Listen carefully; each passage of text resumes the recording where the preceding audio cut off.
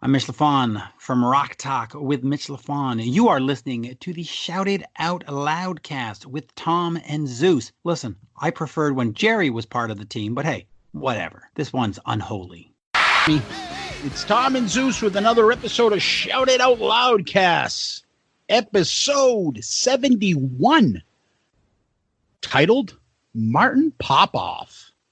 Woo! Can you believe that? Martin Popoff decided to come join us too. It's pretty awesome. That was definitely a good get for us. A great interview with a very well-respected journalist in rock and metal. So good one for sure. Yeah. What's going on there, buddy? You staying alive? We are staying alive, enjoying this time at home. Not. We are trying to get to a point where this isn't like Groundhog Day, right? Well, it's Groundhog Day again. Yeah, pretty much. Agreed. Yeah, I know. But thank God for social media and podcasting, et cetera, to keep people semi-sane, I guess. Exactly. It's been a nice little thing for us, a little relief to get away and to be able to talk about Kiss and rock music. And this was an exciting interview for us. But let's get back into the episode. So what's going on in Kiss world? Big news. I think I'm assuming it broke today. I didn't hear a word about it until today, but we're recording on Wednesday, May 13th. Kiss cruise postponed. But what was even shocking, I don't think the postponement of the Kiss cruise was shocking. What was quote unquote shocking, a year, October 2021, right, buddy? Now, how are you dealing with this? Because you were locked and loaded. I'm happy. I'll be honest with you, because I felt like the part that was troubling is like everything was going to be up in the air. You got to make the payments, and then you're not sure you're going to go. There was all those stories about the place going bankrupt, the cruise going bankrupt. As a bankruptcy attorney, good luck getting your money back when they file for bankruptcy with Joe Schmo and the rest of the people looking to get a refund on their money they spent. This way, I'm certain I'm going to go. They're going to do it in a year and a half. That's fine. I don't want the anxiety of going on the cruise, worrying should I be going, having friends and family worrying about us and the band and everybody else. It's put away. By that point, we'll either all be dead or this will be cured. Or at least there'll be a vaccine for it. So it won't be, where people will be able to be relatively safe. Yeah. Absolutely. Yeah. Plus, if you keep your tickets, they're giving you a free beverage. I'll take it. Are you shitting me? One free beverage? Yeah, I get one little paper ticket. This is good for a Gene Simmons from Kiss Bloody Mary. Exactly. It is I suppose that you get a free beverage package. That's pretty good. Keeping it. I will keep my tickets. I will go the following year. I said it to the group text. I said, great. Now I got a year and a half to convince Tom to go. And what did you say? And my response was, what is going to happen in a year that was going to change over the last 10? Although I didn't say this in the group text. Next October is my 20th wedding anniversary. Dude, what could say I love you more than let's go watch a bunch of fucking degenerates fight over a bad view spot on a deck full of coronavirus to watch Kiss perform Love Gun for the 2 millionth time? I know what would be a good selling point. What better way to spend your 20th anniversary than with me, Zeus, some German housemaid in our room, and get to watch Paul Stanley read bedtime stories in his footy pajamas. And what we have, and we would also have Danny, Sonny's brother, with us. Yep. Maybe we convince the other guys to jump on and come join us as well. Throw a couple of them overboard, and we'll be okay. Exactly. I know. Yeah, some of them could take the Vinnie Vincent package, Tom. The Vinnie Vincent cruise hasn't been canceled. I think the Vinnie Vincent catamaran cruise, I think, is still happening there at the Mystic River over in Medford. I think that's happening this summer.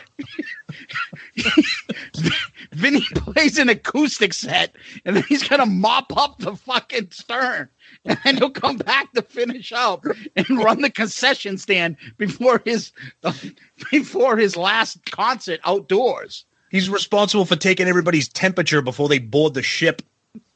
But we're not gonna. But we're not gonna clarify which version of the temperature Vinny is gonna be taking for everybody. Where he's putting that thermometer. So, yeah, the cruise is canceled for now, postponed, I should say. I'm okay with it. I feel like I will get my thrill. They'll probably make it up to us. I just hope Fozzy and Rat and, well, if you go, Queensryche, and those bands still like, yeah, we want to go. It's a shame. I wish that it would be 100% penciled in, but I'm not worried about it. I think that by that point, they'll still have some pretty good second guests to go with them. So fans out there, don't worry too much about it. Kiss Cruise is continuing. It's just postponed for now.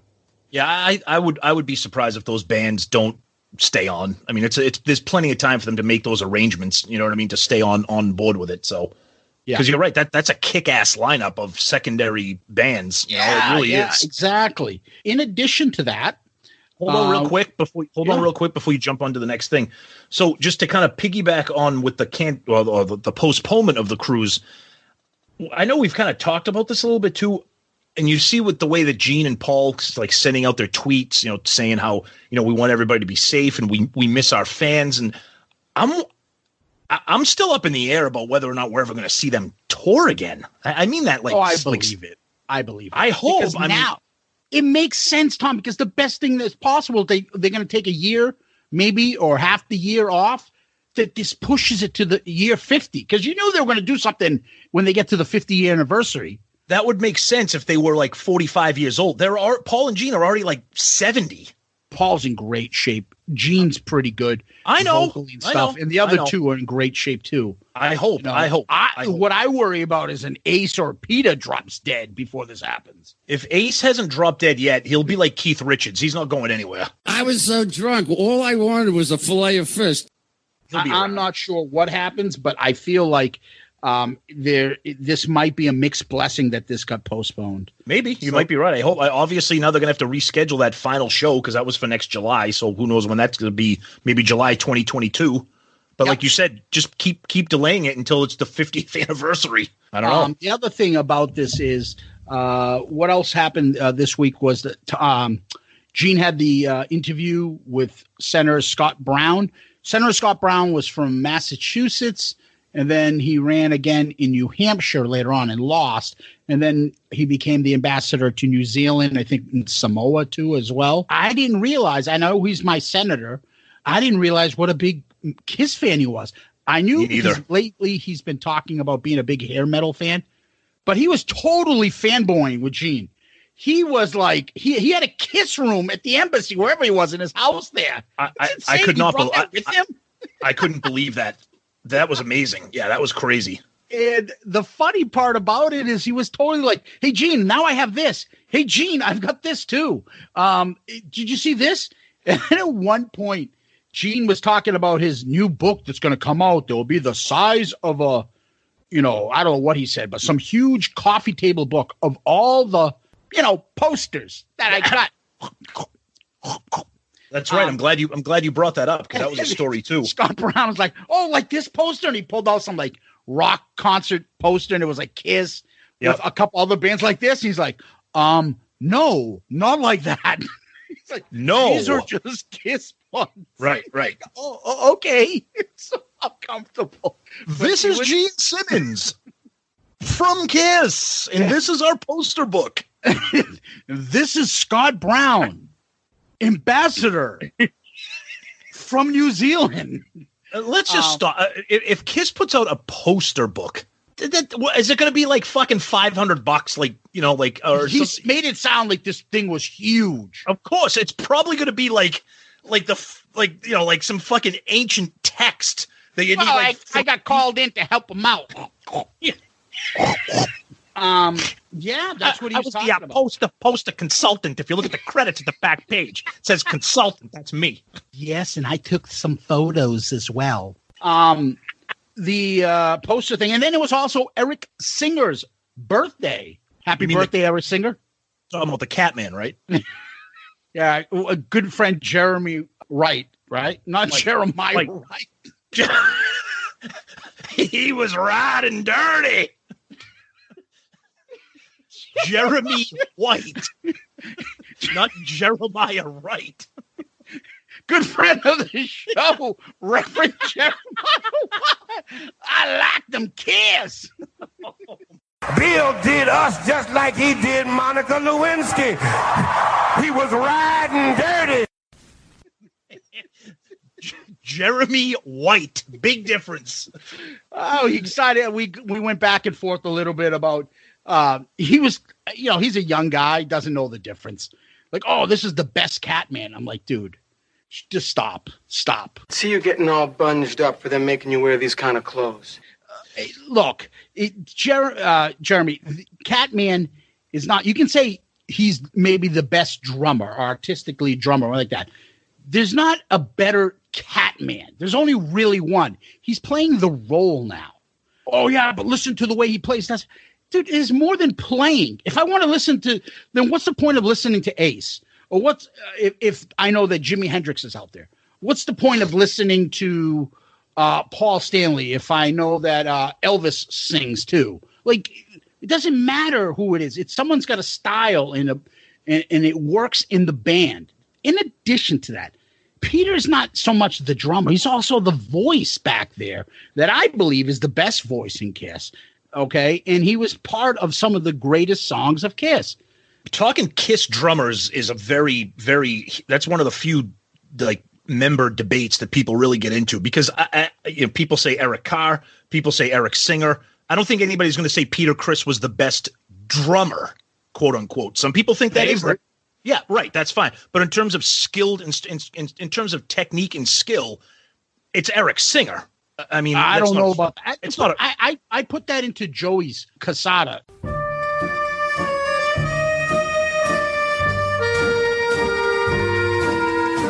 Says we've had this conversation with him. Yeah. He still swears by Peter. He says like it's a different style. Doesn't have to be, who hits the hardest or who did this. He felt that Peter in the 70s worked with Kiss better than the other he did. Oh, no, he absolutely did. He said that. And now everybody's got a different style. I get it. It's fine. We can have this debate some point later on about best Kiss drummers. And probably it's a great point to have Joey on with us someday to do that. All I'm saying is there's more to it than just the drums as part of Kiss. You got to sing as well. Right. I was going to say, hopefully we can get Jeremy on. And we interact with him on social media, so we'd love to have him on to talk Kiss and carry on about this discussion too. So hopefully in the future, maybe preach while he's conducting church services on Sunday. Oh God, Jeremiah Wright. Yeah, there was that photo of Eric, and I had to send God, his poor little Richard passed away. That's I like Little Richard's. I like his stuff back in the 50s and stuff. Yep. Obviously, the trailblazer he is. Some idiot decided to call him the king. Shut the fuck up with Little Richard's the king. Dude, I saw a lot of people saying that on social media. I saw more than one people. I'm like, who the fuck would call Little Richard the king of rock and roll? Great guy. Like, nobody would say that. He's one of the founders. Absolutely. The true founder to me really is Chuck Berry. Encapsulate everything about the spirit, the lyrics, the fun, the craziness. Elvis came out and popularized it. He didn't come out before Chuck Berry. Chuck Berry was first. Right. But that's who I think did it. And I don't want to get off on too much of a tangent here. No, I know. But the thing is, I kept seeing that. And I'm like, shut the fuck up. Because it's now cliche and easy to say, oh, Elvis stole. Oh, Elvis isn't the biggest. Get the fuck out of my face with that bullshit. Shut the fuck up. Shut the fuck. Nothing touches Elvis.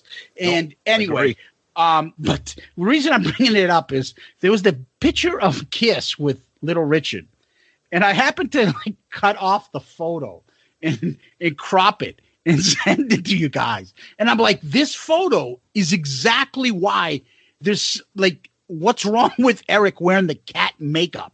It doesn't fit his face. Remember we talked about awkward. That? And then his wig. Where did you get that dress? It's awful. And those shoes and that coat. Jeez. Just looks silly. Like Silly. Nobody can tell them. Like, they can't tell that it looks ridiculous. They don't care. I get the makeup doesn't fit his face because he's got a real pudgy face. He looks like little Peter from the Cosby Show. You know Peter, Daddy. He lives across the street. You're Peter from across the street? I took that little snapshot of Peter from the Cosby Show grown up into be Eric Singer. But it doesn't match the face, it's bloated and stuff. And then the wig, We talked about that before a while back. We talked about how the shape of his face, the shape of his mouth, the contour of his cheeks. When he puts that Catman makeup on it, and like you said, the wig is just a disaster. Like Tommy, you say what you want about Tommy, but Tommy looks awesome as the spaceman. He really does. Yeah, he does. Eric, fits. Eric just looks. It's just silly looking. Silly. The poor guy. It doesn't help that he's so much shorter than everybody in the band. Oh yeah. He's a peanut. Yeah. It just looks awkward. Yeah. Anyway, that's that. Last episode. Once again, we'd like to thank all you people out there, all our listeners. The week before, I told you guys, after Detroit Rock City, we had the highest downloaded episode in our history. Well, guess what? You guys did it again. Not only did it beat last week's, it beat it quite significantly. I don't know if it's the topic. I don't know if it's, viewership is picked up or what, but we really appreciate it. It's kind of growing at a very quick pace these days. The topic was awesome. We got a shitload of feedback on Paul Stanley's solo album. Do you want to read some of the feedback we got from Facebook? Oh yeah, and just to piggyback what Zeus just said, it's amazing. Like we always say, we do this because we're Kiss fans, but we do this for you guys too to get involved. It's a group thing here doing this. So the Paul Stanley episode was huge.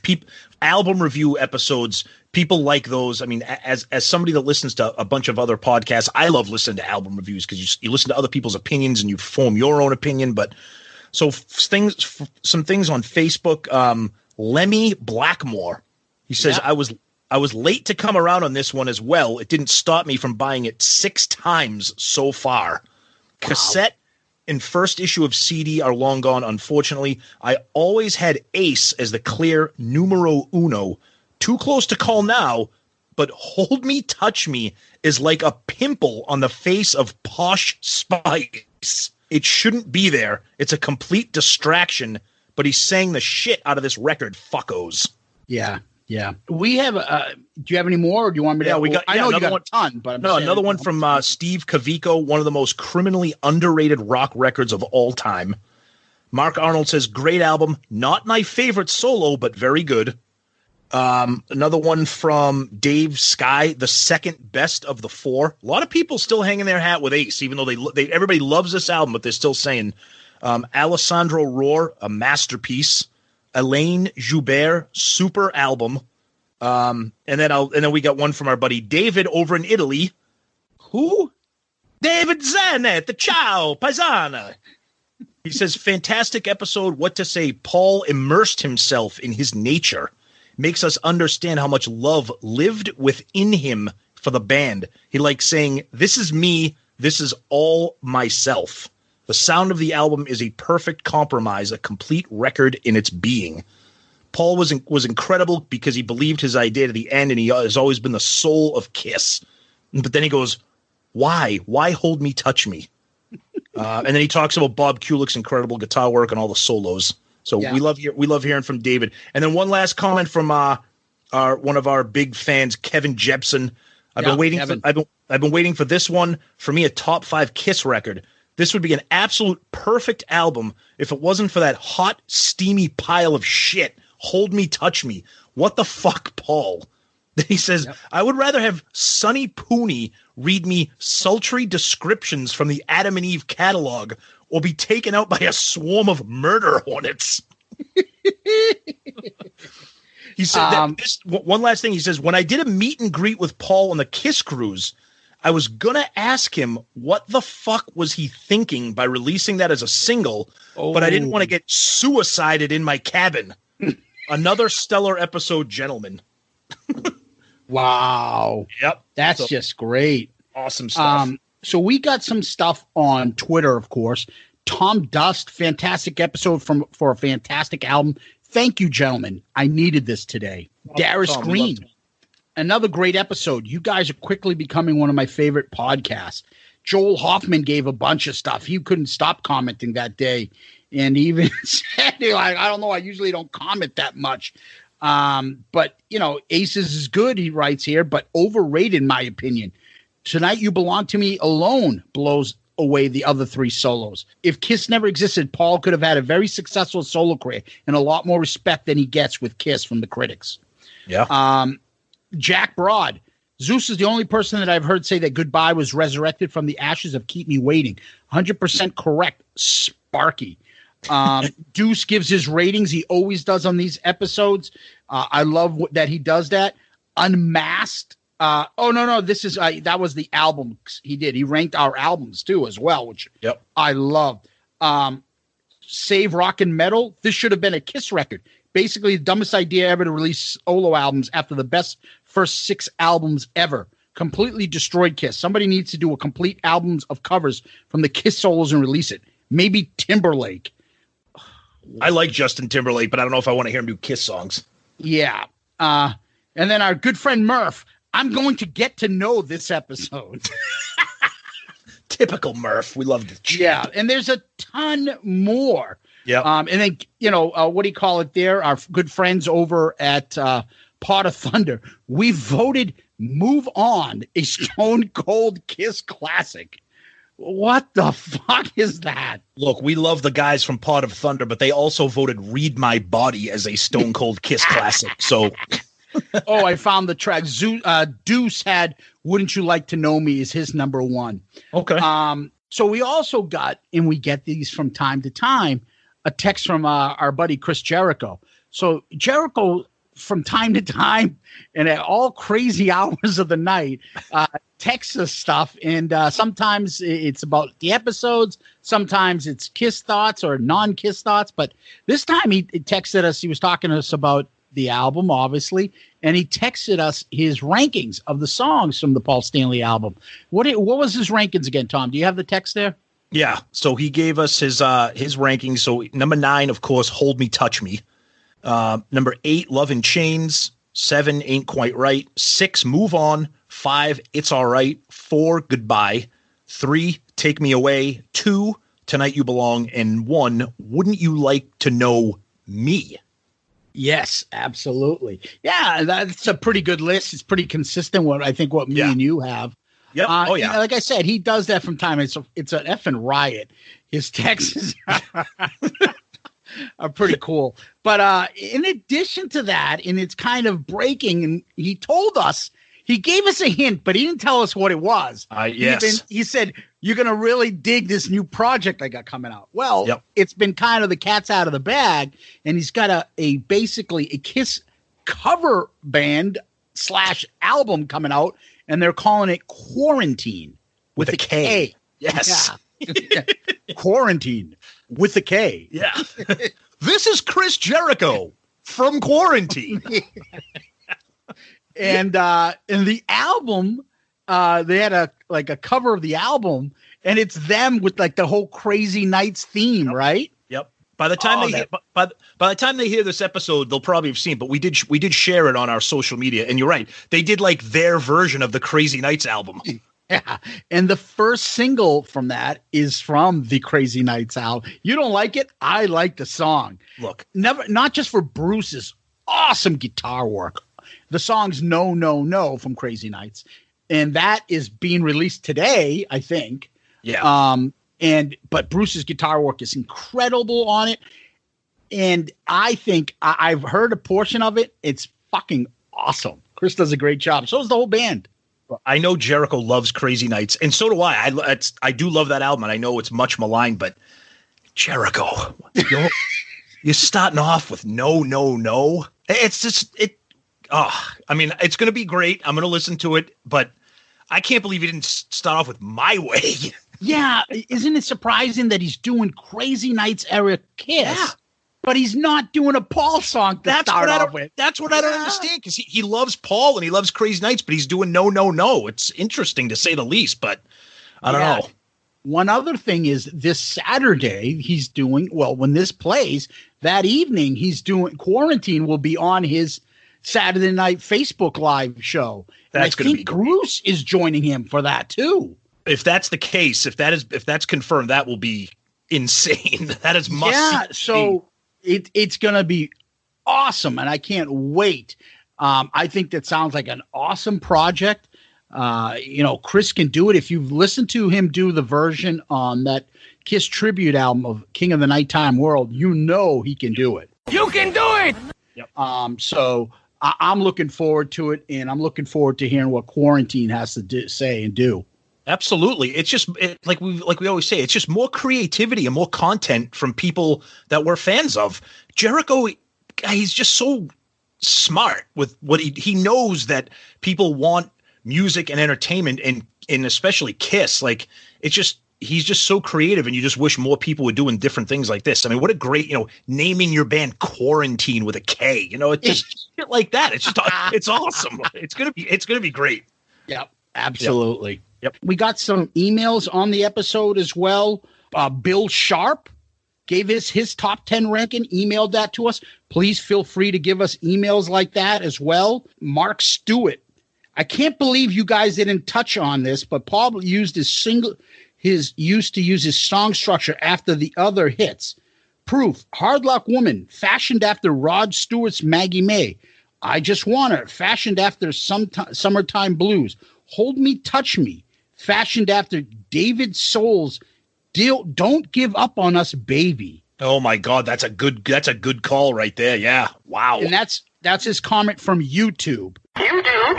Yep. And then I had to read this other one here, Tom. Mario Cordic. Hey guys, my name is Max and I live in Melbourne, Australia. All right. Just wanted to say that I love your podcast. Always entertaining, fucking funny.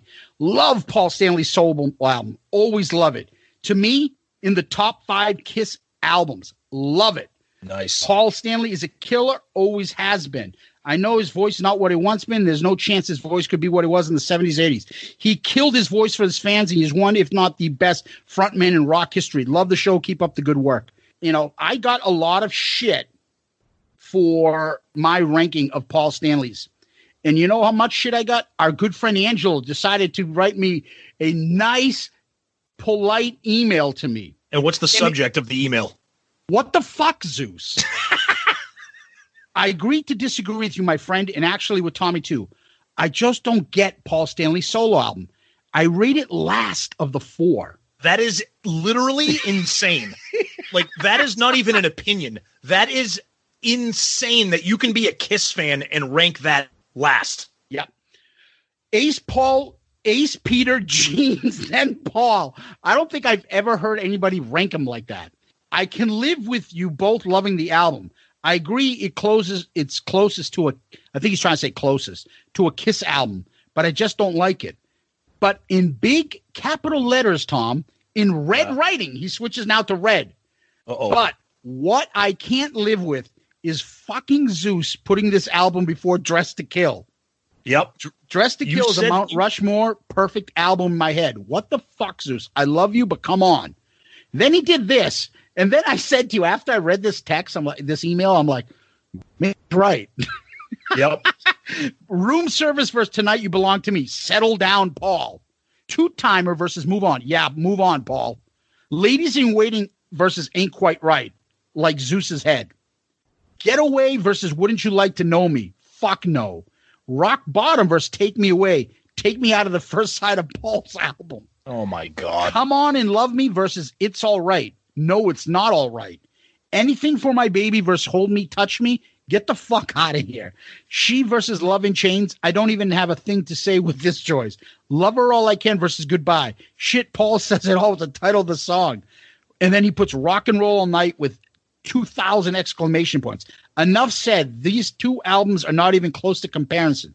You guys are still the best. I love your podcast. It brings out the worst and best of me. Keep up the great work. Peace out, Girl Scout Angelo. You did say that when you did say it when you ranked Paul Stanley ahead of Dress to Kill. You even said, but I take such a fucking beating for this. That's where I have it right now. I can't explain it. But when you match up the songs, he's right. Because the worst thing that happens is he puts on Come Out and Love Me versus It's All Right. Yeah. Where then I'm like, hold on. That might knock it out. And then what am I stuck with? I'm like, she's probably better than Love Her and Love in Chains. I'm like, well, I'm like, hold on a second. Wait, I don't rank it like that. I don't do it like that. I go, which album do I want to listen to more right now? Exactly. I agree. Yep, I get it. That's just me, maybe because I don't listen to it as much as I've listened to the other ones. Yeah. Guys, I mean, what can I say? We love the emails and the interaction. There's probably a few more in here, and we'll get to a couple of the reviews and stuff at the end of the episode. We got some more of those. But thank you for the correspondence. We appreciate it. Yep. And then we also did go ahead. Sorry. No, I was just gonna say, and also we did a poll for best song. Yeah, that's what I was gonna say. Yeah, we did the poll. 50% of the votes went to Tonight You Belong to Me. That was the big that was the big winner. And the rest of the other three selections, which was Wouldn't You Like to Know Me, It's All Right, and Move On. I think Move On kind of came in last. But the other songs were all kind of middling, but Tonight You Belong to Me ran away with it, taking 50% of the votes out of the four. Wow. So, yep. All right. So, well, now that we got ourselves all worked up, now what am I going to do, Tom? You know what time it is when you get yourself all worked up. Because free stuff is awesome, but free stuff to spice up your bedroom is even better. Select almost any one item for 50% off, and then adamandeve.com loads on the free stuff. Enter promo code LOUDCAST at checkout and get 10 tantalizing free gifts. A sexy item for him, a special gift for her, and a third item you'll both enjoy. Ooh. And don't forget about the best part, 6 free spicy movies. Plus free shipping. That's promo code LOUDCAST at adamandeve.com. Go there. Come on, people. Go there. Absolutely. We joined Pantheon Podcaster in August. Yep. We've said this before. We always wanted to thank their social media director, marketing guy, all of the above, Daryl Albert. Daryl is a great friend of the show. Does a lot of our videos for us and a lot of the social media marketing. So eventually, once in a while on Twitter and Facebook, you'll see posts that say Pantheon Podcast, and it'll be about shout out. Those are Daryl's doing all that stuff for us. Yep. He's a great guy, and he's very creative. Well, when we first signed up and joined, he was mentioned. He's like, you guys realize we have Martin Popoff on here. And I'm like, oh, I know him. I've heard of him. And then you were fanboying out when I think that was the thing that put us over to be like, we need to do this. I was more inclined to join. And I think you were like, I'm not sure. And then you saw that and you were like, I'm doing it. Let's do it. Yeah. I have been a Martin Popoff fan for a really, really long time. I have a bunch of his books. He's from Canada. He's a huge Rush fan. Just put out his brand new book about Rush in the 70s, and he has a series coming out with Rush in the 80s, Rush in the 90s.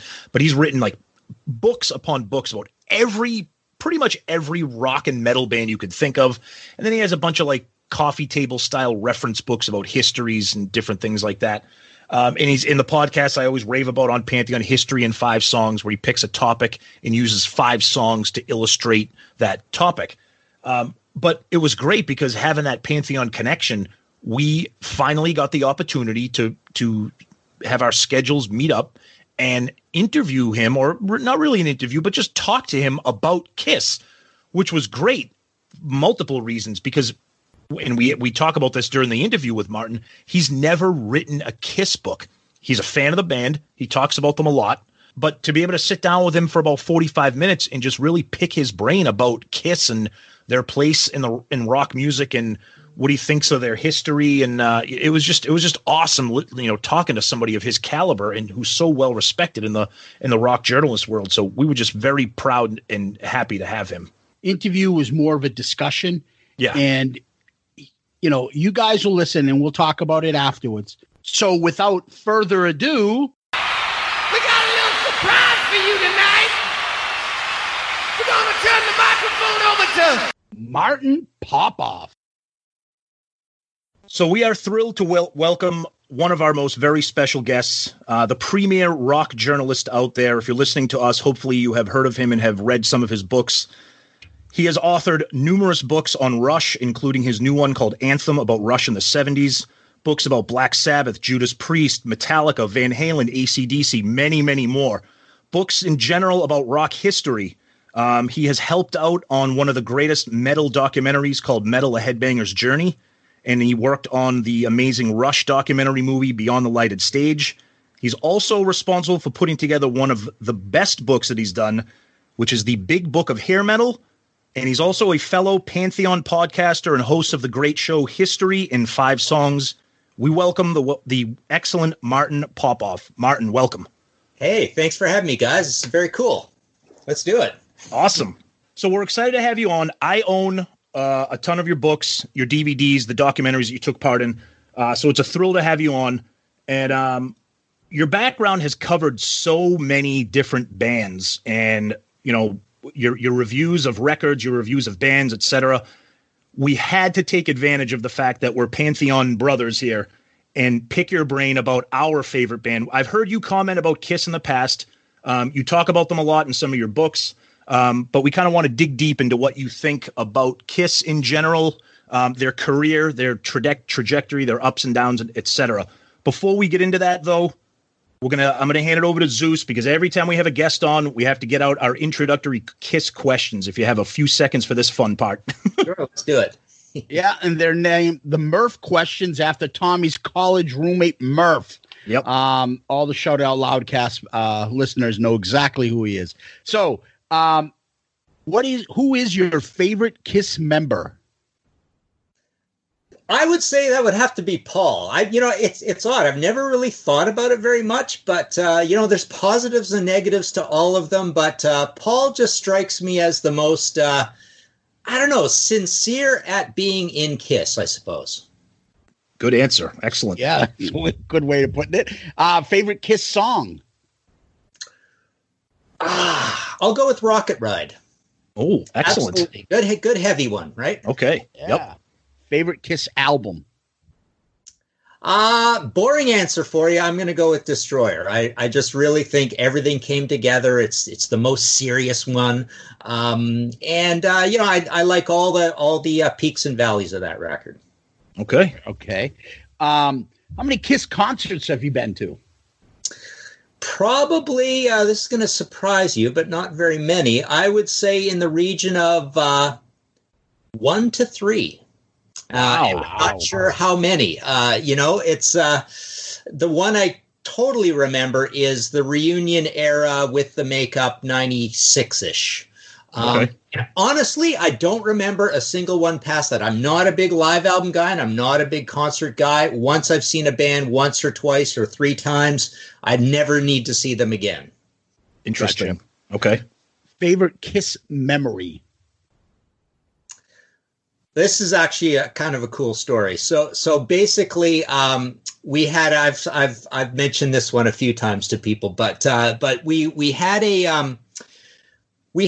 one of our little elementary school dances in the basement of my house. Our house where I grew up in Trail, BC. And me and my partner in crime, who totally were experts on music already at 12 years old, so this is 1975, we went to the dump And as you do, to look and right at the front, before he even got into the dump, there was this pristine box sitting there, stacked high with April Wine 1974 tour posters of that really cool looking, scary purple and black, album cover of April Wine Live. So we promptly took those back to the rec room in the basement. Covered every single wall all the way around, cutting out for light switches and power receptacles all the way around this poster. Put on this dance that evening or the next evening, whenever it was. So we're all dancing to the usual crap, Elton John, Crocodile Rock, whatever, a bit of Led Zeppelin.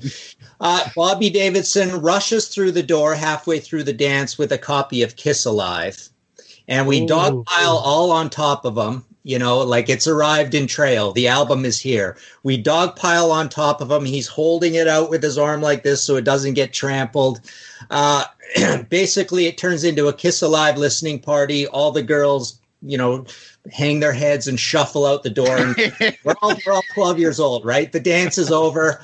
It's now a Kiss Alive listening party. So that's my fondest memory. That's awesome. That is very, very cool. That's a great story. So Kiss became a sausage fest, basically, in like that. Basically, yeah. 12 years old. It's a good way to clear out all the ladies of the dance. Yeah. So for a jumping off point here, it's the timing is perfect because I just finished listening to your recent interview with our buddy Mitch LaFawn, who we've had on the show too to talk about Kiss. That was a great episode. I'm the Rush fan of the group. Zeus is the non-Rush fan of the group. Put it politely. Put it politely. So, but it was interesting listening to that interview, and I thought this would be a good place to start. You said, and I found it interesting that somebody of your background and a respected journalist that yourself said this, that other than the Beatles, no other band influenced people to pick up a guitar and get into rock and roll other than Kiss. Talk about that a little bit, because I believe that, but a lot of people who don't like Kiss don't believe that. Yeah. That's just not my opinion. That comes from interviewing 1,800 rock stars, or 1,800 interviews, put it that way. 1,000 rock stars over 1,800 interviews. And I hear that constantly. I mean, people just, Beatles changed their lives. If I'm talking to guys that are in their 60s and 70s, they remember Ed Sullivan changing their lives, right? If I'm talking to guys that are our age or my age, I'm 57 a few days ago, the rock stars who kind of came up in around 1980 through, all our favorite thrash guys and all our favorite hair metal guys and all that stuff. So everybody our age, Kiss changed their lives, joining the Kiss Army, Kiss Alive, Kiss Destroyer, right? So yeah, it's not just my opinion. It's something I've come to from hearing it over and over again. I mean, basically that excitement level and going out as Kiss guys on Halloween and all that stuff, that all came up. It was Kiss Mania for a while there, of course, right? All the merchandising and everything, getting on TV. But that really will inflame the rock and roll spirit of a 12 or 13 or 14-year-old kid. It's just the stage show was such a revelation to everybody, and these cool heavy metal powerful songs that were easy to understand as a fan and easy to play if you were picking up an instrument. That was the other thing. It was a gateway band if you were just learning. It was cool just kind of learning that stuff as you came up. When I got my first set of drums, it was because of Peter Criss. I mean, or put it this way, I bought pearls because of Peter Criss, right? Yeah. And the funny thing is, I can't remember if they were white or they were black, but it was a 9-piece set of pearls. I'm pretty sure they were black.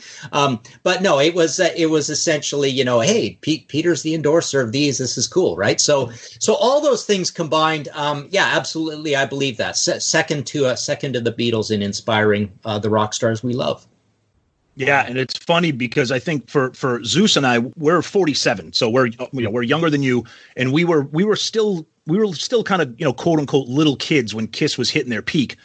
But for me and for Zeus as well, I it's the same thing. It kind of it created where I went as a rock music fan, because at the age of 5, I would go to my cousin's house, who was about 8 or 10 years older than me, and flip through his stack of LPs, and at that time album art was amazing. Which, by the way, if I can sideway for a little bit, your book Fade to Black about album covers is sitting right next to me, which is an amazing book. It's a terrific book. Yeah. But flipping through those albums and looking at album covers like, Boston, Molly Hatchet, Queen, and then finally seeing the Love Gun even as a 5-6-year-old, it just captures you. I was too young to learn to play, pick up a guitar at that time. But to hear that, I was like, it kind of validates, sometimes Kiss fans get a little insecure about the validation of the band that they love because there are so many people that hate them. But to hear that, I thought was really cool, not just from you, but like you said, from your interviews. Zeus. So a couple things. I'm same way with Tom. So you grow up with Kiss. You learn them at 5 years old. I don't know what 5-year-old is really getting into music like we did back then in the 70s. And we always joke that like I got into them, from Destroyer and on. But by the time a little bit after Dynasty, I already outgrew them. And I was 7 years old. And like Kiss, that's silly. And I'm not even 10 years old. And I outgrew them. And then you circle back. And then you start remembering these childhood memories of this band that once dominated. And so for me, the one thing that I always think about when you talk about Kiss is you got all these bands that you consider the greatest American rock bands. Aerosmith, the Eagles, the Doors, Kiss. Amongst them, I try to think, I'm thinking out loud, only I would say the Eagles at one point were the biggest band. I don't think Aerosmith was ever the biggest band in the world, or at least in the U.S. Kiss was. And so it's always kind of like that Hall of Fame type, and I can translate it into sports like, hey, this guy had a great career, and for a couple years, he was the best. For a couple years, Kiss was the biggest band in the world. I don't think Aerosmith can claim that. I don't think the Doors could claim that back then when they were as big. But I think Kiss had that at one point, and that's why that influence is there. That's my opinion. Please, I'd love to hear yours. Yeah, I mean, it's funny. Like, Kiss was the biggest band only in a certain way, because Kiss is like, just the way we know them now as the fast talking New Yorkers, the promotion guys. They pull back the curtain on Casablanca and how are the numbers, right? All that stuff, and we hire the helicopter and then he lands out of town and all everything. Yeah, everything's run on a shoestring, right? So in a way, Kiss is the biggest band, but only in the way that they're like in the public consciousness and they're getting the most press. But just the same way, I mean, I go through this thinking about Alice Cooper as well. I mean, those guys will boast. I mean, it is somewhat of a boast, but if you're going to be a big rock star, the story is better than the reality, right? Yeah. Alice Cooper, says we were the biggest band in the world in 71, 72, and Killer, $1 Billion Babies. But if you look at the the record sales and stuff like that, I mean, these bands are not that big. They're gold and platinum bands, right? And rarely double platinum bands. So Fleetwood Mac might have something to say about who was the biggest band in 1977 after the Fleetwood Mac album and the Rumors album, right?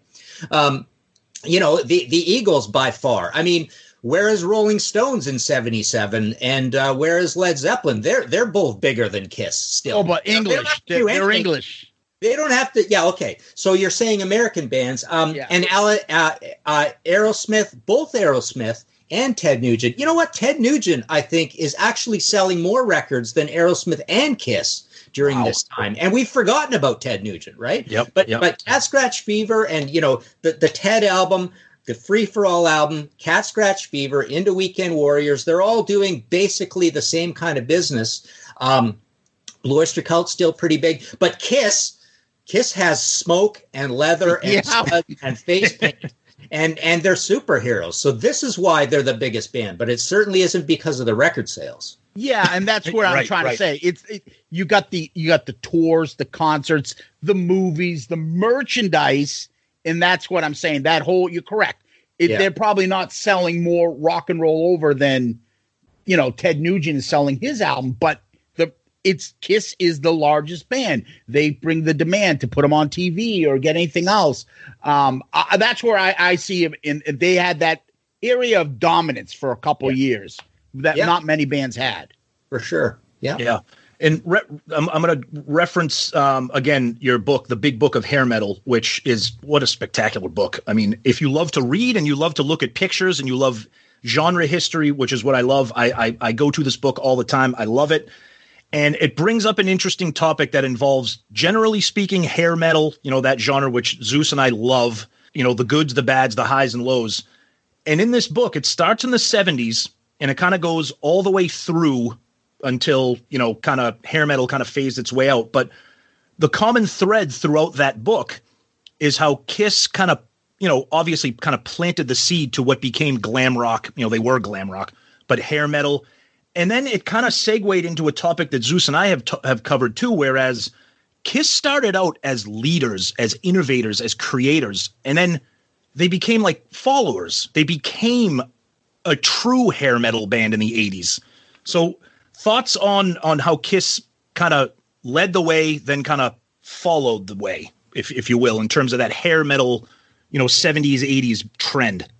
Yeah, I mean, you can only usually lead the way for a little while, and usually it's once. It's a golden moment. But the cool thing about Kiss in the 80s, Zeus, you mentioned growing out of Kiss. I grew out of Kiss for 2 or 3 years and then grew right back into them because I loved Lick It Up and I loved Animal. Oh, yeah. I loved Asylum. I did not like Crazy. What's it called? Crazy Nights. Crazy Nights, or the Hot other. in the Shade. Yeah, Hot in the Shade and Crazy. So those two I did not like very much. I found them a little bit thin and a little bit kind of anemic. This is the period where Gene's eye isn't on the ball and all that stuff. Blah blah blah. But those early ones and Creatures in the Night to kind of lead the whole thing off. The cool thing is they're one of the bands that gets a second life, and they're in there participating in this whole thing. Now the grand poobahs of participating in this and doing great turn out to be Aerosmith. They have this fantastic, crazy career resurgence. But Kiss is there. Alice Cooper comes back. You've got bands like Scorpions doing well, and Judas Priest. So all these bands are in there doing this. But sure, I mean, Kiss are more or less followers. But they're doing a really good job, and they're making good records. I mean, I think Asylum is one of the the dark horses that people should talk about more. And granted, I definitely see that a lot of Kiss fans like it a lot, but that's my favorite produced albums of all of those. I think the later ones, Hot in the Shade, it seems cardboardy and boxy. And even I'm not a big I'm not a big fan of the productions of Lick It Up and certainly Animalize as well. I don't like the rhythm section stuff that's going on. I'm not crazy about the drumming. I'm not a big Eric Carr fan, right? Oh no. No, I'm not. I don't like what the drumming does on those records. But Having said that, I have a feeling he was policed somewhat. What to play on those. I mean, by basically, a production ethic and a Gene and Paul ethic and a strong sense of a song ethic. So I think he's somewhat policed on what to do there. And even the drum sound is probably somewhat policed in favor of guitars. I mean, this happened in Ted Nugent's records as well. I don't think Cliff certainly was allowed to play what he would have wanted to play. I mean, those Ted albums are some of the most behaved drumming you can imagine. And I think Eric Carr, unfortunately, he's got a leash on him like you wouldn't believe on those records. But no, I love the fact that, they're basically everything routinely is going gold and platinum again. Kiss's two best-selling albums are Smashes, Thrashes, and Hits, or whatever it's called, and Destroyer. They're both double platinum, right? Yep. That's really cool to see that, right? So, and then there's also a platinum or two in there. I think there's 2, maybe 3, and everything else is gold. So it's really cool that they came back and had this second life. It's testimony, to their staying power. And when you look back years and years later, the positives and negatives of everything. I mean, the fact of the matter is you look back and say, wow, we really had a rich career. It's funny. You brought up production. So I wanted to pick your brain on this. So Kiss has had some legendary producers, obviously different sounds, production-wise, throughout their career. So the ones that come up, and I heard you say you didn't like the production on Lick It Up. I liked Michael James Jackson when he did the 4 songs off of Killers. I liked the Creatures of the Night sound, and I liked Lick It Up. I'm curious between him, some of the 80s stuff, and Bob Ezrin, and obviously Eddie Kramer. And the first 2 albums are legendary for being poor production. What are your thoughts on the producers of Kiss? Well, let's go through them, and I'll be very brief on them if I can see if I can get them all in a row here. So the first one I thought pretty darn good for 1974. I got no problem with that. Second one, I thought it's eccentric, but really cool that it is eccentric. Hotter Than Hell for 74. Dressed to Kill, very pristine, pretty good, pretty correct. A little low on bass, but otherwise I had no problems with it at the time. Alive sounds amazing. Destroyer sounds pretty darn good, I think, start to finish. I think you got good bass and treble on that. Rock and Roll Over and Love Gun are a little on the economical side, a little bit mid-range, I'd say. Let's see. The Alive 2 stuff sounds great, both the live and studio stuff. Dynasty, I don't think sounds particularly great. Unmasked, I don't think sounds particularly great. So Creatures, Lick It Up, and Animalize, I kind of look at as sort of a group of this just very sterile. The drum sound. I don't know how to describe it. It's boxy, it's pillowy, it's cloistered. Asylum, I think, sounds great, start to finish, just rich bass and treble throughout. Like I say, the next 2, I think I sound boxy. I love the sound of Revenge. I think everything about Revenge is killer. It's perfect sounding. And so that's Bob Ezrin coming back. Yeah. Bob's a funny cat. I mean, Deep Purple, I just interviewed 2 Deep Purple guys about the new Deep Purple album, and the last 3 Purple albums are all produced by Bob, and they sound fantastic. I think Bob helps the guys on the song front more than anything, because I think he's overrated when it comes to the Alice Cooper albums. I don't think any of those sound particularly good. So Bob is a musical genius, and he helps them get to things and get parts and stuff. But I don't think Bob should be talked about as this guy who gets beautiful sounding records. I don't think that's his thing. It almost seems like a random accident when it happens. Obviously, he worked on Pink Floyd The Wall, but that's probably a million people, including engineers, including Roger Waters. Moving on, I think Psycho Circus. Psycho Circus first. I think it's a horrible album, but the production is not that bad on it. It is a horrible album. Yeah, I think Carnival of Souls sounds great. I love Carnival of Souls as well. I think it sounds really good too. And that only leaves the last 2, right? The 2 of the Tommy Thayer era. And I think both of those sound great. And I actually like both of them quite a bit too. I think they're both really good albums.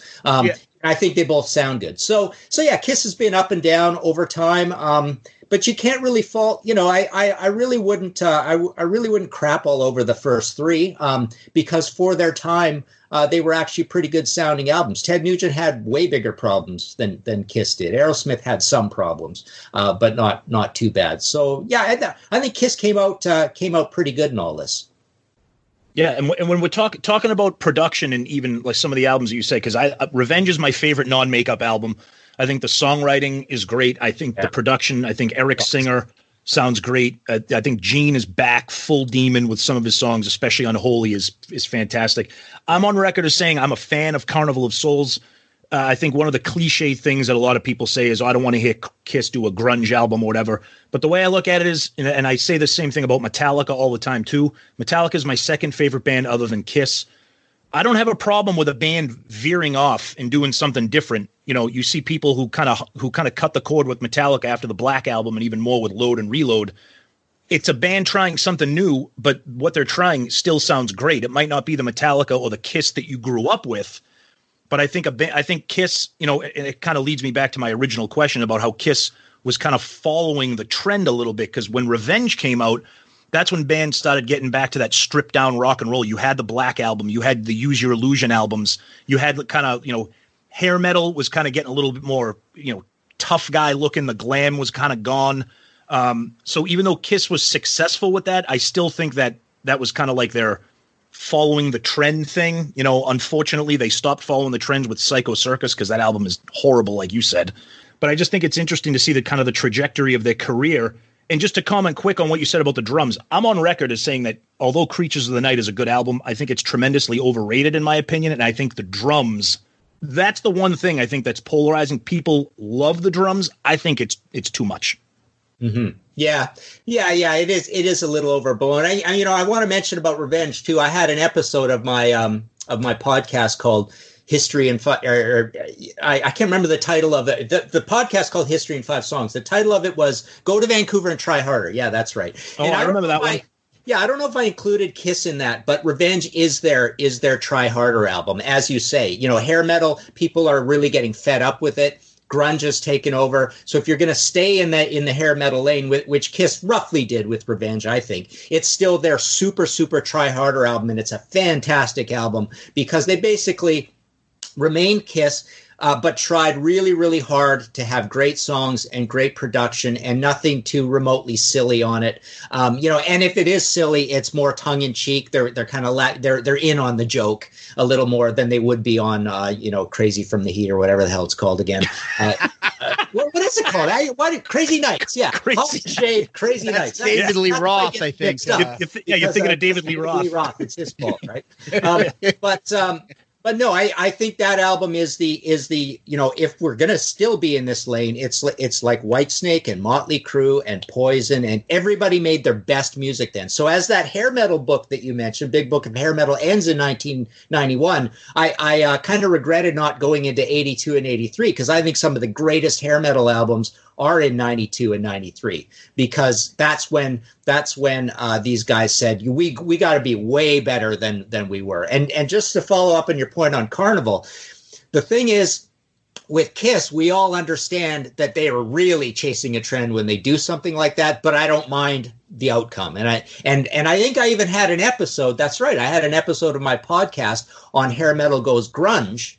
I remember that one. Yep. And I think I did include Carnival of Souls in that one because a bunch of these bands tried to jump on that bandwagon with varying results. But I almost always, as I said in that episode, almost always appreciated the effort because I would rather hear them trying to do that kind of music a little bit than give us another ridiculous hair metal album. And Kiss, I mean, I think basically 4 of the 5 last Kiss albums I think are really, really good.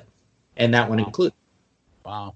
Now I've got a question. We've recently had with other fellow podcasters, we did a live stream and one of our topics was hair metal. What is hair metal? What band are considered hair metal?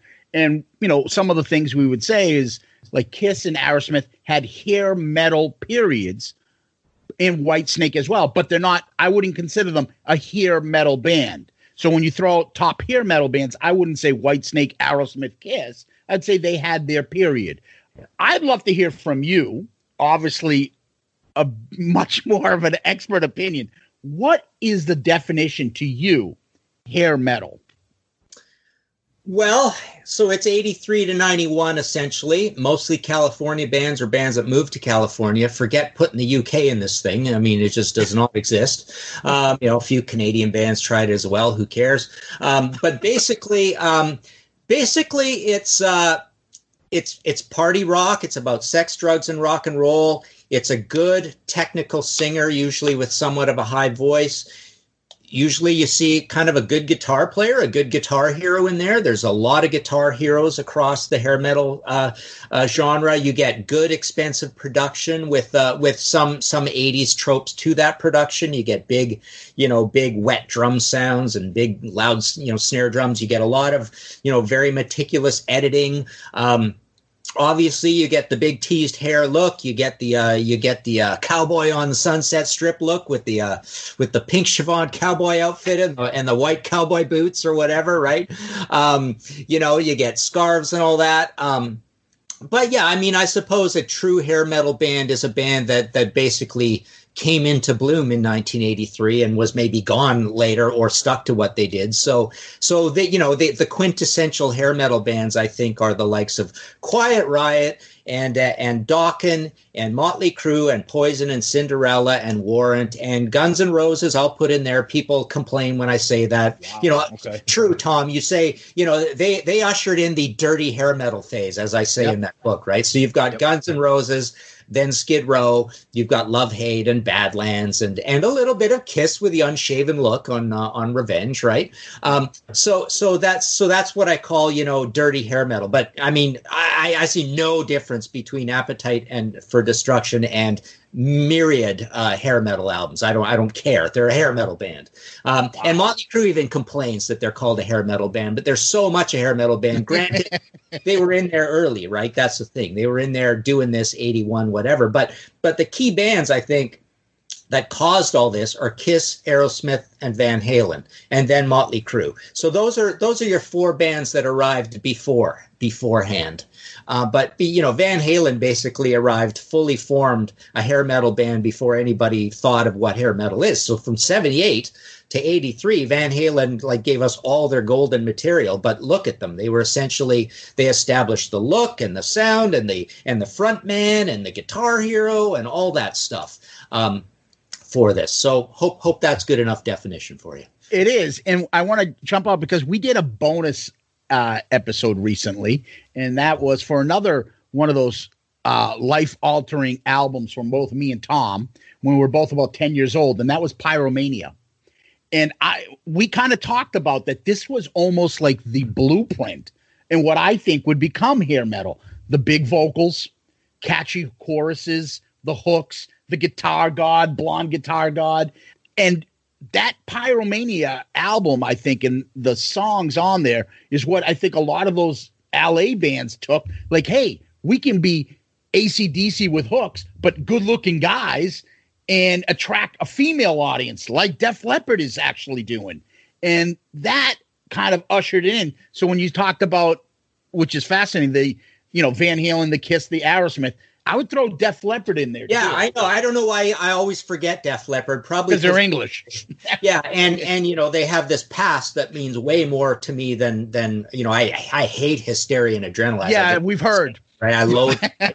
but I mean, I quite like Pyromania, and I love the first two albums. So to me, I always think of them as a new wave British heavy metal band. But you're right, the big vocals, the production. Their songs, I mean, I feel like the songs there are a little different than a hair metal band, but I always remember being right there on the spot. And to me, there's just this triumvirate of a Quiet Riot record and a Dokken record and a Rat record at the same time. MTV is just exploding. I just always think of LA, essentially, for this whole thing. Yeah. So circling back to Kiss about this, I feel like Kiss is one of those bands, and I think it's all due to Paul Stanley. I think if Kiss's career started with Lick It Up, if their first album was Lick It Up, and then they did Animalize and Asylum, and I think Kiss still could have been one of the top hair metal bands of the 80s. I think Paul is the consummate frontman. He loves the camera. He's a good-looking guy. He's got the moves. He's got the catchy hooks, the chorus, the tongue-in-cheek, the sex, drugs, and rock and roll. So even though sometimes, including myself, I said it, where it sounds like they were following things, I think that was kind of the natural trajectory of what bands were doing at that time, because the early 80s was the new wave of British heavy metal. You had the real, the hard and heavy, Priest and Maiden and Metallica, the birth of thrash. Kiss isn't going to do that. So they kind of did their Creatures of the Night. Lick It Up was kind of was a heavy album, but I think it made sense for them to follow that trajectory through the 80s. And like you said, it had some of their best stuff, and I think they were very, very successful with it. Yeah, I mean, if you look at the mountain of gold and platinum albums, I mean, they essentially are still in the top 10 or 15 of bands, sailing through that era. They're doing a great job. They're doing fine, right? Yeah. So they have a pretty big career at it. And, something we didn't address. I mean, they literally are, looks-wise and image-wise, they're almost more hair band than every other hair band. They're as extreme as anybody, if not more extreme than all of them, with the little, the purple fringe hanging down and all that. I mean, guys dress in a hair metal style. Kiss wore hair metal costumes, right? Oh God. I mean, it's literally they're beyond just having a style. They're literally, all right, we're the guys who invented costumes. We're gonna wear a costume now.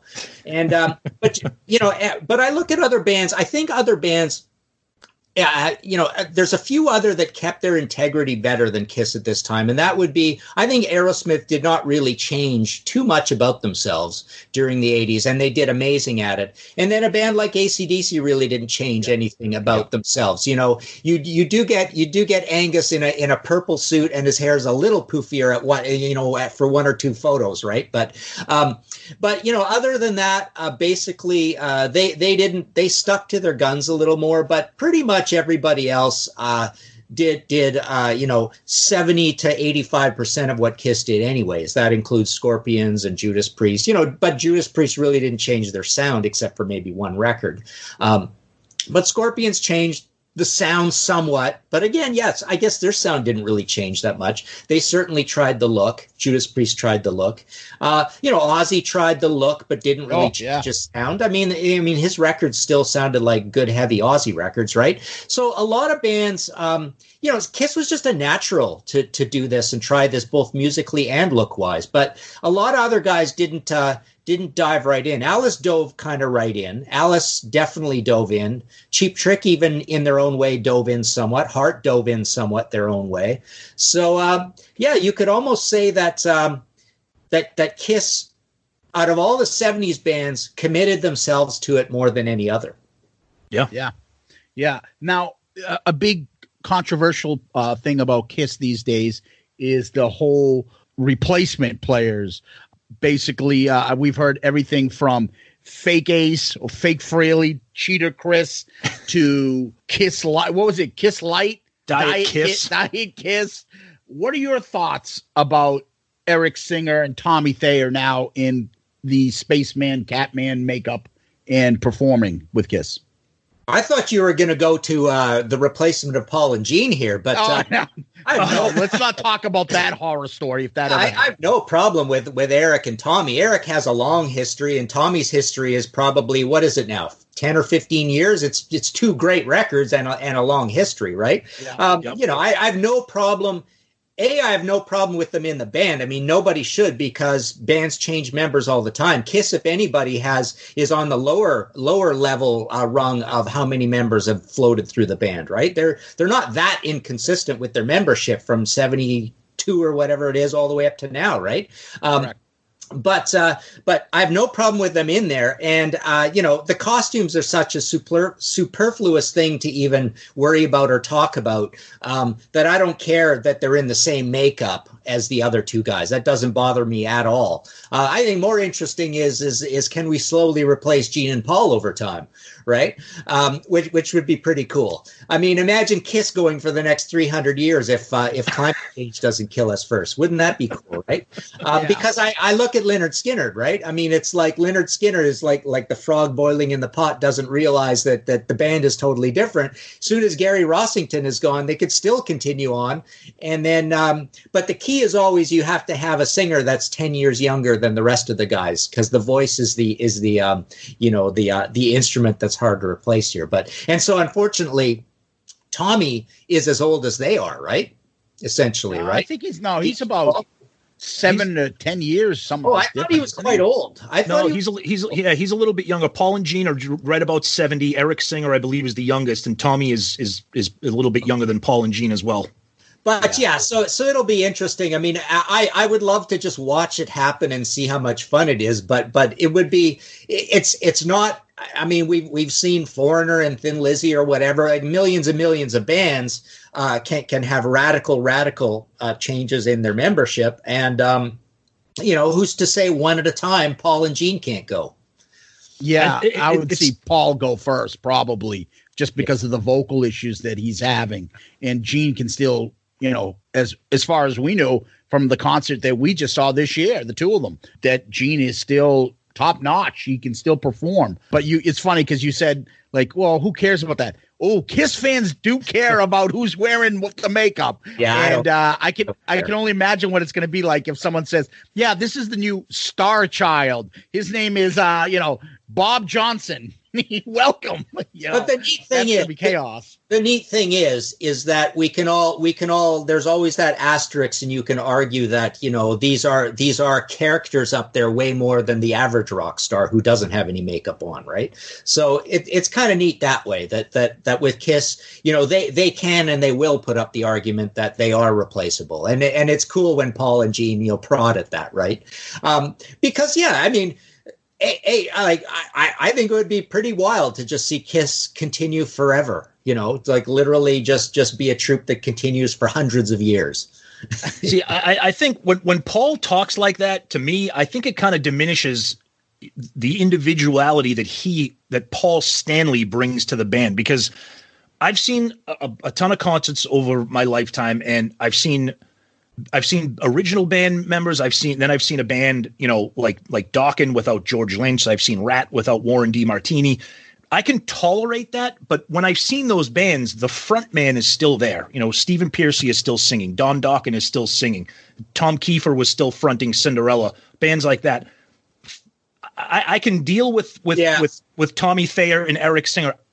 For me to go see Kiss without Paul Extraordinaire, you're really talking about a cover band. I know. Band.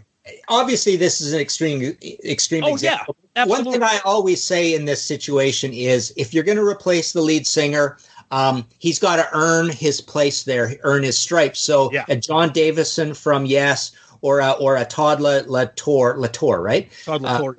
Latour, from Queensryche. I mean, the idea is, if you were in there for a few years and you're in there writing and you're doing stuff, I mean, Todd's even drumming for the band, for God's sake. I mean, I love that. I mean, I think that's cool. So you earn your stripes, new fans come up, a bunch of guys that are 12 and 13 years old. I mean, I know a lot of people who think Black Sabbath, the most legitimate lineup, is the one that made Heaven and Hell and Mob Rules. That those are their favorite Black Sabbath albums. Like, Ronnie is the singer of Black Sabbath. So as time goes on, if that happens, say some guy comes in and replaces Paul, and he writes all the songs on 5 records in a row, and all the Kiss fans at a concert are 20-year-old kids. Like, who's to say that that's not legitimate at that point? And you bring up a good point. I was just going to say that if they did get a new star child, they would have to write new records, because you can't get a new star child and go out there and do the nostalgia tour with Detroit Rock City and Strutter and Rock and Roll Night. That would never work. Right. But if they did, but like we were lucky enough to see Kiss on the second leg of the U.S. tour before the virus took over. Like Zeus said, Gene was still kicking ass, 70 years old, just sounding great, playing great.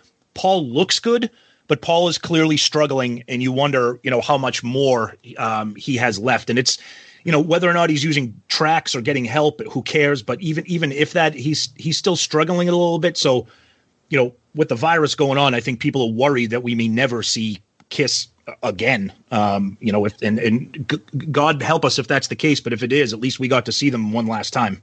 Yeah. Well, like all these bands, I mean, obviously the virus puts a whole different spin on the concert industry. But I've been talking with bands and managers of bands, like, you guys, you got to figure out more things to sell as mail order products, number one. But number two, like, who's to stop? Paul has one of the greatest voices in rock and roll, and he obviously, you can make a record with Paul.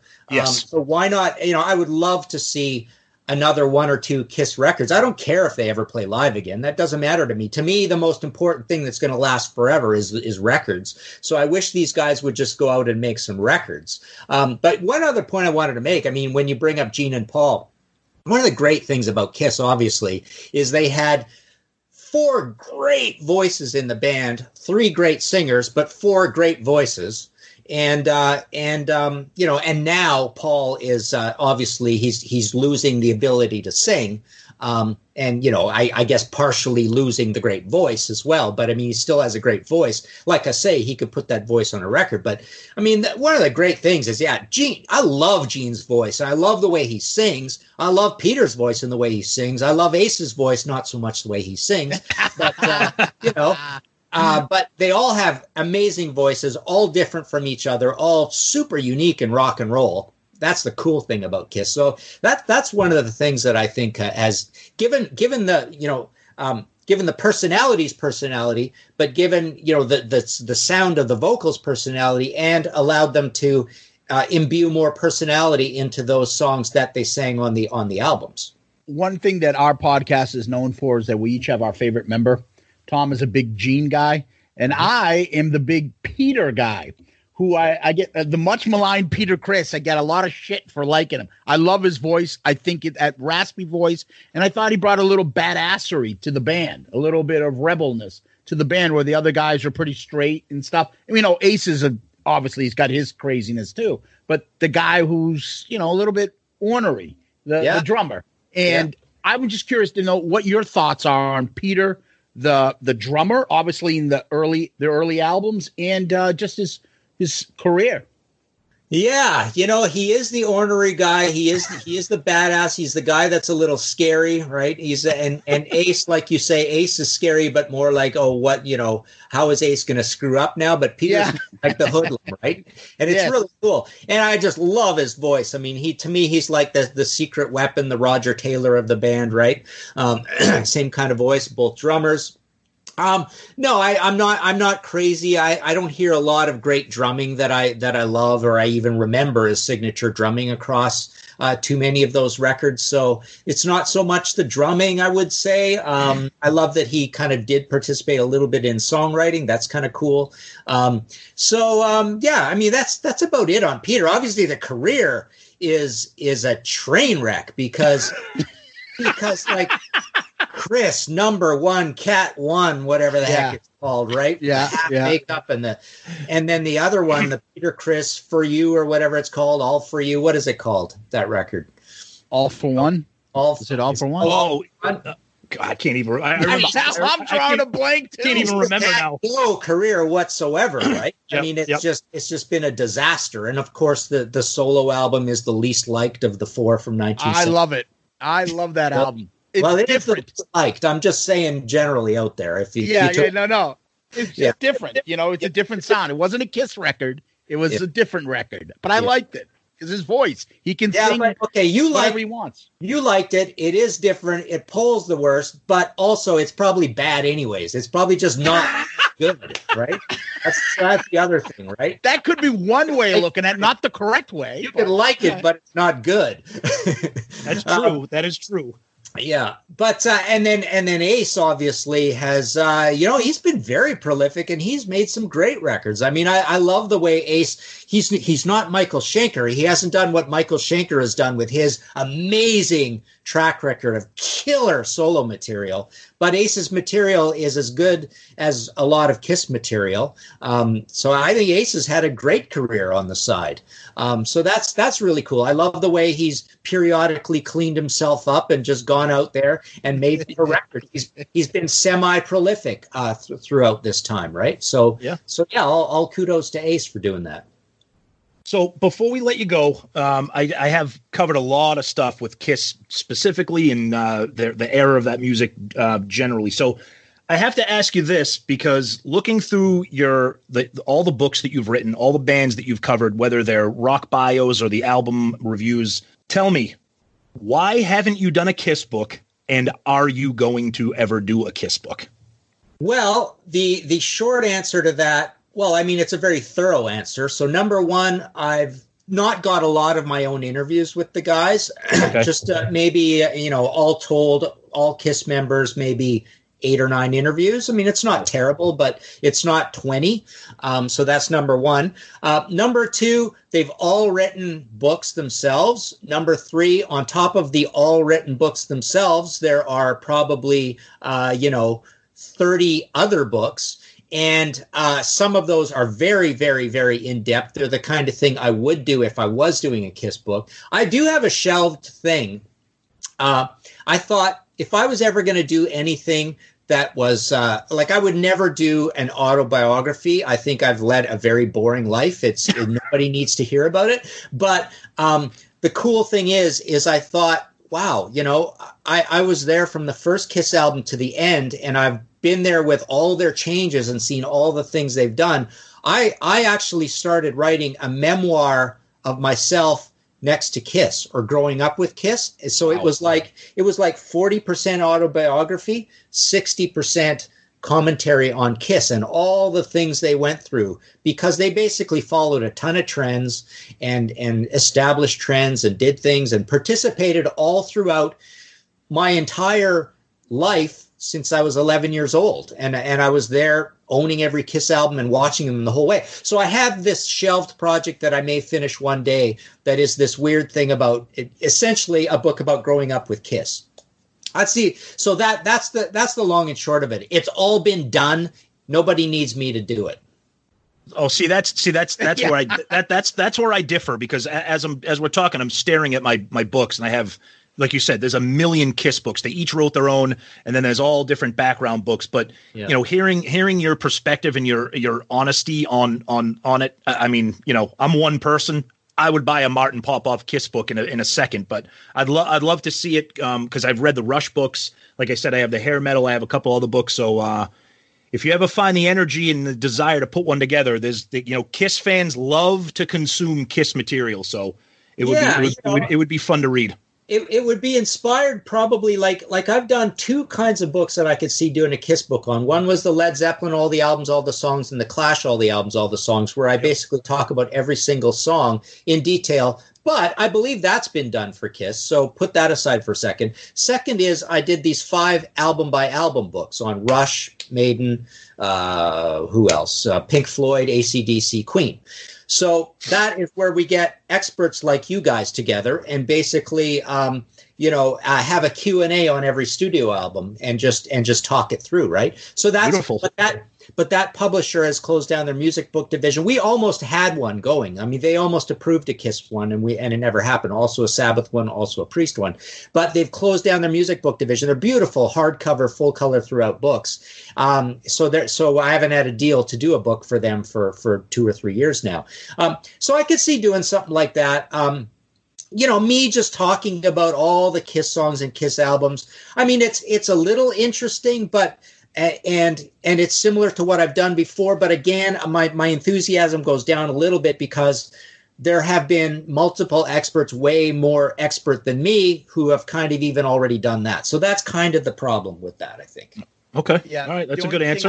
The only thing I would add to that is, though, the thing that I feel like you would bring to that is your perspective on not just Kiss, but your knowledge of the music other than Kiss going on at that time. Yeah. You can bring that in, whereas the other books that we all have and love, those guys were Kiss fanatics and maybe liked some other music. But with your knowledge, and you can be talking about a million other bands that you're familiar with, the scene, the music, the background, and all that stuff, I think that would bring some perspective to a Kiss book that's not really out there. And like Tom said, we all love Kiss. So we're buying it regardless, even if it was bad. Well, so, even though it stinks, that is pretty interesting. We may like it. Yeah, that is really interesting, because that's what I found that I was doing a lot of in this shelved project. It was basically where Kiss fit in with all of the music culture at the time. There's like literally 6 or 7 different eras that you could talk about around Kiss, right? So that's kind of the point you're making. Yeah. Yeah. Awesome. Martin, we cannot thank you enough for taking some time of your busy schedule on a Saturday morning. We really appreciate it. We're happy that we're all part together of the great Pantheon family. In case there are any people out there listening to us who for some unknown reason aren't familiar with Martin Popoff or where to find you, can you plug your website, your podcast, or any other information where people can go and check you out? Yeah, definitely. I mean, I would say, most of my income in a year comes from the mail order of my own books. So definitely please go to martinpopoff.com. Anything that's in print, my office is stacked full of boxes of them. I sign them, ship them all out of here. There's PayPal buy now buttons for US, international, and Canada. for everything that's in print. There's full descriptions of all the books there. So I do have a podcast along with you guys, same family, Pantheon, History in 5 Songs with Martin Popoff. We've got a YouTube show called The Contrarians, where we, if we think a band's a really unthought of album is their favorite album by that band, the guy has to argue that album as that band's greatest album. So that's what The Contrarians is all about. I'm on Banger, fairly regularly with Overkill Rewind, where we look at the top 5 albums of a certain year. I've done 82, 80, 77, 70, 78, 79. But other things on Banger as well. And that's pretty much about it. There is the new Rush book. I had a Saxon book come out the same time as the Rush book. Merciful Fate book is still in print. I'm in the middle of a 3rd Iron Maiden book, so there's going to be a trilogy of Iron Maiden books. That's about it. MartinPopoff.com for all your Martin Popoff book needs. Awesome. Yeah, and do you ship to Australia? Because it's funny, because when we had a talk with Christian, the head of our Pantheon podcast, it's like, for some reason, you guys are really big in Australia. What's that all about? I'm like, that's a KISS thing. It's not a Shout It Out Loudcast thing. Yeah. And so I'm curious, do you ship to Australia? Because we have a lot of listeners there. Lots of Australia. I've shipped to Hong Kong and Japan and India and Israel and all over the place. South Africa, nowhere else in Africa ever. But I'll ship. Australia is very, very easy. And the prices with shipping all over the world are not that bad because I have this really cool mailing system set up that's a little hard to get in. But I don't think the prices are too unreasonable for Australia even. Right. Awesome. And before we let you go, every week I say it, we talk about Pantheon, and I've been touting your podcast for somebody if somebody that loves the history of rock, and the format of your podcast is so interesting. For the people that aren't familiar, please, History in 5 Songs. Martin takes a topic and uses 5 songs to illustrate that. And it's just, I look forward to it every week. I love the one that you just did about synth. Just great stuff. And again, we just want to thank you so much for taking the time. We appreciate picking your brain and talking KISS and music in general, Martin. Thank you so much. Yes. Thank you guys. Very cool. We can do it again anytime you want. Absolutely. Awesome. Thank you, Martin. So much. Take care. Be safe. Okay. Yep. You too. Take care. So we're back. That was Martin Popoff. What do you think? It was awesome. Like I said, just talking to somebody like him about KISS and getting his insights on specific things about the band's history, their place in history. Talking about how they, we always like to talk about this topic about them, being leaders and then kind of becoming followers. It was just a really interesting conversation, getting his perspective, because he's not a die-hard KISS fan. He's a rock and metal fan. So hearing more of a general perspective from somebody who respects the band, knows the band, but isn't like a diehard like us. And just hearing his thoughts, it was great. Yeah. And so the funny thing about it is, Tom, that you knew him better than I did. And I know he's into the type of rock metal fan that is a huge Iron Maiden, Black Sabbath, Dio kind of guy. Yep. My thoughts were always like, he's one of those that are like, oh, KISS, that's silly. He's not. He enjoys it. So a couple of things I found from this interview hilarious and great. The story he told us about how all of a sudden he had a party, and it was like a dance party where he was younger. And then all of a sudden someone brought Kiss Alive on, and he became like a sausage fest, and the chicks all took off. That was awesome. That was a hilarious story, because I can imagine that whole scene. Yeah, that was good. And the other thing that was great about it, he couldn't be nicer. And it's awesome that you get to meet these people. We've had other people on that you're like, oh, they're big stars or this and that. Couldn't have been nicer. Sweet as hell. So proud that we are partners with him on Pantheon. He was like, I'd love to do this. Yeah. What time do you guys want? Sure, I'm yours. What do you want? No, there's no parameters, anything. He was just like, yeah, I'm happy to talk to you guys. And it was just a guy talking about rock music with other guys. It was fantastic, sweet as can be. As I said, I love the few things on this I want to bring up. We had the live cast, the live stream that we did with the other guys from Potter Than Hell and Grown Up Rock. And we did our first, I think, what is hair metal? Here's the foremost writer and most knowledgeable guy in rock music, a journalist, that this is all he does. And I asked him the definition. What is hair metal?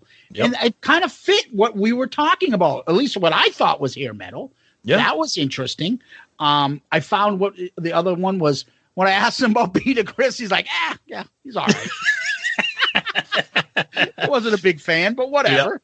Yep. I disagreed with him about the production. He was talking about the producers because I still think Hotter Than Hell, if it was produced better, would be such a bigger feeling for Kiss fans, like more of the top 2 or 3 at least favorite albums by Kiss fans, but that production brings it so low. Yeah. And then he also brought. Oh, go ahead. I'm sorry. No, finish that thought. I was just going to say it was talking about the production, and you disagreed with him on some of his thoughts with Harder Than Hell, and then I ended up kind of agreeing with him on some of his thoughts on Creatures of the Night because. Kind of on board with how I understand people love it and the big bombastic Eric Carr drum sound. And to me, that's the thing that, as a little kid, I loved it. But now I'm like, I don't really want to hear that. And, he kind of had some interesting things to say about that production because most Kiss fans are like, oh, Creatures of the Night, greatest sounding Kiss record ever. So just different perspectives like that. And like you said, with Harder Than Hell, just, good stuff, just right in our wheelhouse, just talking about that kind of stuff. Yeah, and he seemed to love the whole Paul Stanley, Gene Simmons production of Animalize and things like that. Yep. Stuff that I wasn't really haven't heard much of, and he gave his opinion. Obviously, his opinion matters. Yeah. I found that the other great part about this interview is talking about the Kiss book, and us trying to be like, come on, just do it at the end. And we talked about it, and we were, I think what. I as we told him, like, what would make it different? He said, there's a lot of great Kiss books out there. What am I doing the same? I'm like, yeah, but it's different because those books, guys that have niche with Kiss. You're coming at it from like a journalist perspective, and you can put Kiss into that huge database in your brain and compare it to what was going on to the other bands in that time. And it'll give it a lot more credibility coming from you versus other books were fantastic. But they're from Kiss fans. Right. And he's a fan, but he's not like a crazy fan. Crazy, insane? Insane? Crazy? No. And we're like, just do it. Do it. I know, we're like, do it. You can do it. And I was like, I'm like, if you need Kiss diehards to be a consultant, we'll help you. We'll be involved because I said to him at the very end, I said, Martin, I got to ask you. I said, we have you on here. You have written books about pretty much every major rock and metal band in the U.S. and Europe and everything, but you've never done anything on Kiss. And like you said, his answers were, they've all been done, and I don't know what I can add. And like we said, yeah, but you're Martin Popoff. People want to read what you have to say about Kiss. Exactly. So I don't know. Hopefully we'll get his wheels spinning, but we'll see. Yeah, it sounded like he did because we talked a little bit about it off the air. So hopefully, fingers crossed, that'd be fantastic. Yep. Any other last thoughts on this? No, it was just it was a thrill for me personally because talking to a guy and looking at my bookshelf as I'm talking to him, I'm like, it was a very cool thing to be able to talk to a guy whose books I own. And it was, if I fanboyed a little bit, but that's okay. I don't care. Yeah. You weren't that bad though. You had it under control, but big time. And that was a big thing for Tom. And he's a big fan of Martin's, and I am as well. So that was great. Now, what we usually do from here, answer a question. Yep. So we got a bunch to pull from here. Maybe I don't know, maybe mailbag episode in the future. Who knows? Yeah. But this is a good one from a big fan of the show, interacts with us a lot. Lance Lumley. This is a good one here. He says, hello guys. We know that during the 80s, Gene was off making movies and he admitted that he was not very focused on some of the albums. I love the non-makeup years, but do you think if the roles were reversed and Paul was the one out doing movies and TV, would the albums be heavier if Gene was in charge? I'm playing what if. How do you think the albums would have sounded if roles were reversed? Interesting question. I'm not sure because at that time, Gene was still finding himself. Didn't know how to act without the demon makeup. I thought he was fine on Lick It Up. But from there, afterwards, he wasn't very comfortable in the non-makeup. So would that have been different if he was more focused? I'm not sure on that. And I'm not too sure about Paul Stanley making it as an actor after some of the scenes on Phantom of the Park at the park. Let's go. Let's go.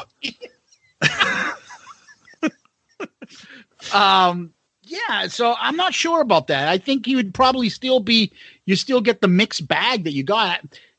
Gene is somebody that I feel can always multitask. So although he was kind of checked out a little, as they say, would it have been that much better? I still think he was teetering between, do I write in the demon, like the badass, or do I just do, the suck me, fuck me music that was going on with the hair bands in the 80s. But that also could have been a product of what Lance said of Gene being not focused. So let's if Gene was focused, because you're right. After Lick It Up, there was no more demon until Revenge. Those 80s the rest of those 80s albums, there was no demon. Gene was still tracing. I think he chased the trends more than Paul did. We got to follow this. We got to follow this. We got to do this type. Probably. So I think he still would have been to suck me, fuck me, but he can't pull off the look. Couldn't do the glam look. No. But so, I don't know. Like Gene, it's a good question. It is a good question, and it's a difficult one to answer. And for all we know, that could be a whole freaking episode. You play the what if game, because I don't know. I think I know. The question is, if Gene was more focused, but it's kind of hard to answer because we've never seen Gene be focused and be the leader. He always is kind of riding alongside Paul. So I don't know what to expect. I don't think we would have seen things that much different than what we got. Maybe we would have been able to avoid murder in high heels. I don't know, but yeah. And the other thing is, even if Paul was away, he's still controlling Kiss. He does not have the personality to be like, why don't you just take over and I'll just follow what you're doing. Yeah. I don't see that happening. But thank you, Lance. That's a great question. It's a great what if. And we, like you said, we could probably spend a lot more time talking about that. So thank you for that one. Definitely. Where can people find us? We're all over the social medias. You guys know that. We're Twitter, Facebook, Instagram, email at shoutitoutloudcast@email.com. We're on, at Gmail. What did I say? Email. An email. Yeah. Yeah. Sorry. My email is tom@email.com. Yeah. Gmail.com. And then we're on all the podcast platforms everywhere. If for some reason we're not on the one that you prefer, let us know and we'll see what we can do, but we're everywhere. And then also, part of the Pantheon Podcast Network, like we always say with our buddy Martin. And, we always like to have people go visit our buddy Ed at clicktshop.com, clicktshop.com for awesome Shout It Out Loudcast gear, as well as awesome Kiss inspired gear. Ed keeps putting out new products, new designs. So check out our buddy Ed at clicktshop.com. Yep. And then always those 5-star child reviews. We've gotten a few lately on iTunes, which we greatly appreciate. We got a few on podchaser.com. So go to podchaser.com, stitcher.com, iTunes. Those reviews help. We've got a few. We'll read one of them in a little bit. But I also want to have Tom, why don't you review we had one on Facebook as well. Facebook, if you guys don't know, Facebook has something called a Facebook recommendation. So it's kind of like doing an iTunes review or a Podchaser review, and it'll say, Tom recommends so-and-so. And then you do like a review. So we're very grateful for a listener by the name of Scott Wheeler. He did a Facebook recommendation, and he said, "These guys are just simply amazing. Show is very entertaining. I find myself walking around laughing out loud. Great insights in Kiss trivia. They know their stuff." Scott, thank you so much for stuff like that. I mean, that's why we do this, and we really appreciate you listening and taking the time for writing something as kind as that. So thank you, Scott. Is he listening to the trivia questions? Because if he was, he'd probably realize we don't know half our ass. Well, if he's a new listener, maybe he's catching up and he hasn't gotten to Kiss Clues with Sonny Pooney. For 10 points, Richard Simmons and I have the same birthday. You and the fucking birthdays, man. You love birthday clues. He just loves Richard Simmons. Oh, yeah. That too. Hey, I want to dance with somebody. But seriously, thank you, Scott. That was great. He also thank you. wrote to us on Twitter. He gave us a quick little blurb here. I'm loving this podcast. Walking around lately, laughing, relaying your show on various Kiss items to the family. This is simply the best podcast. And then we got one more here, and this is from Nige Savage. Seriously, guys, your banter is legendary. I'm a Brit, currently stuck in New York City thanks to Corona, and you guys are making me laugh every day. Now, excuse me while I go and learn how to make Paul Stanley's rigatoni with hot Italian sausage. And you want to throw in your prosciutto? Lyric generator right there. That is awesome, Nige. Thank you very much for listening. Awesome. Love that, sorry you're stuck in New York City because of Corona. We're glad that we're able to, keep you entertained. So I greatly appreciate that. And then we had an iTunes review as well, right? Yep, we got an iTunes review last week, and from the username Pimpin' Ho. Okay, I won't hold that against him. And the title is "If You Believe in Rock and Roll." He says, a great podcast from two hosts who share the role Kiss has played in their entire lives. Lots of fun and some great themed episodes. Check it out. 5 stars. Thank you, Pimpin' Ho. There was a lot more, and I don't want to just make this us patting each other on the back episode. Do it. But there was so much of this the other day after the Paul Stanley episode. The downloads were through the roof. The comments were coming in, the iTunes, that I had to just simply write, this is overwhelming. And I wrote that tweet out, just thanking everybody. I'm like, holy shit, I can't believe the feedback we're getting lately. And it was really humbling. So I know that we fuck around and joke a lot and stuff, but honestly, we do this for fun.